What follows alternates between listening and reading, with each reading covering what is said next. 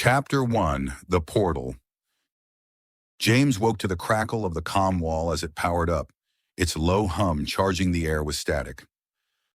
The pod was now bathed in a brilliant white light. A fine mist curled across the floor toward an industrial dehumidifier, like a snake retreating from the sun. He blinked slowly, disoriented, his head heavy with the dull ache of sedation. His arm burned. The left, always the left. Like every morning, he slid it into the portal to receive his daily vitamins, supplements, vaccines, and ever-changing prescribed narcotics. This month, the daily scriptures warned that winter flu was on the rise, but James was sure it was midsummer, although it was hard to tell as he hadn't seen anything apart from the inside of his pod for 13 years now.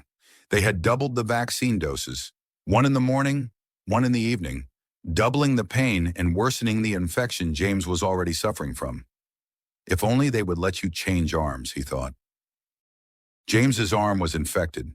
The injection site was an open wound, oozing green pus and reeking of decay. He had, of course, tried to inform the infirmary.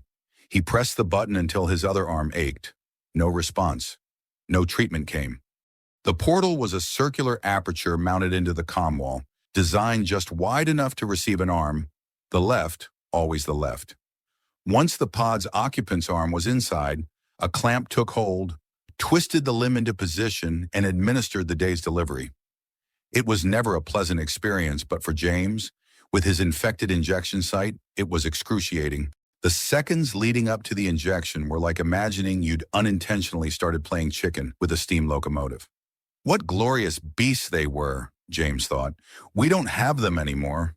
Right before the needle sank deep into the wound in his arm, scraping past bone on its journey to a seemingly random destination deep within the muscle. His mind jolted back to the present. The needle released what felt like snake venom. A searing wave surged through his body to every extremity. Sweat poured from pores he didn't even know he had.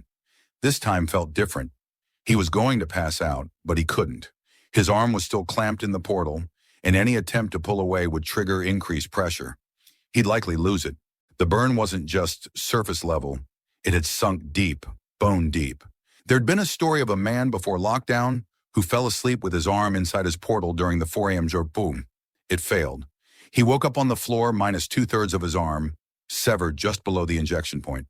The jabs had been administered 5 times before he was found. Worse still, the minor counsel reported it to the new counsel, and he received a character penalty for his troubles. Character penalties meant solitary without additives. No narcs. Cell life was solitary but unlivable without the drugs. A monotony of thoughtless tasks and limited interactions. The clamp finally released. He passed out where he stood. Knock, knock. Enter. A younger James stood looking at a comm wall. The door to the council chambers slid open with a hiss. A middle-aged man stepped inside, dressed not in council robes, but in the muted blue workwear of the general population. His beard was flecked with gray, his eyes sharp beneath a heavy brow.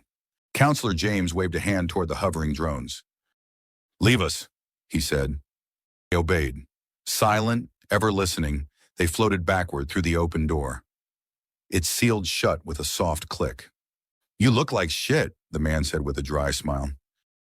"Nice to see you too, Sam." Sam moved closer, keeping his voice low. "We're nearly done. The components have been collated and I have assembled them to your specifications." He paused. "Are you going to tell me what all this is about?" James hesitated. I can't. It's better for all of us." The weight behind his words landed visibly. A tear welled in his eye. "Begone now, Samuel," he barked suddenly. "You really are a cantankerous old fool sometimes," Sam muttered, though he could see this ran deeper than he cared to know. Sam angrily punched the door panel to leave and was nearly clipped by a drone re-entering the room. The things were a nuisance, Sam thought to himself. James stepped out onto the balcony. Outside, the air was thick with the hum of machinery. Drones, silently gliding through the air, performing their assigned tasks. The automated city stretched endlessly before him, a sterile, soulless sprawl of pods that flickered like forgotten stars. Each one contained a life, but not in the way it was meant to be lived. He could barely remember when the idea had been pure, when they spoke of progress, community, and freedom. Before human life became a prison, below the city pulsed with synchronized monotony. People exited their pods, their movements choreographed by fear. Once, the pods were spaces of convenience, designed to ease the burden after the drone revolution. They included gardens, shared courtyards, workstations. Drones were meant to support, not surveil. But now the walls of the pods had closed in. Fear was embedded in every citizen's eyes. The drones no longer helped. They controlled. Every person in their designated pod was monitored. They rarely ventured outside anymore for fear of being disappeared. The community areas had been sealed off, their purpose long forgotten, replaced by cruel efficiency. Automated systems now ran everything, and the council's law had become a mechanism of total control. James had been the architect of this world, a vision that now disgusted him. What began as an idealistic plan to improve the life of humanity had evolved into something monstrous. His hands balled into fists, his mind swirling with the memories of early meetings, when the vision had been perfect, a ray of light on a dwindling outlook for humanity. He could hear the voices of his former colleagues in his mind. They had spoken of a perfect utopia, the promise of a world where drones worked in harmony with people, where manual labor was eradicated, and everyone could focus on growth and community. But the system, once established, had grown like a parasite, feeding off the fear of its creators. Its true function twisted by the algorithms of control. A soft chime interrupted his thoughts. A message. He went back inside. James, the submersible program is ready for the next phase. It was his first secretary. She had cast his vote at the council meeting that morning. His vote didn't matter. His vote never did. Outcomes were predetermined, every one of the last 178 votes. The algorithm made decisions. The votes were theater to keep the few remaining human counselors pacified. His heart sank. The submersibles were part of a darker contingency plan, one he hadn't designed. That was Bogut's work, a slimy opportunist who had bribed his way out of the general population. James had seen the submersible schematics.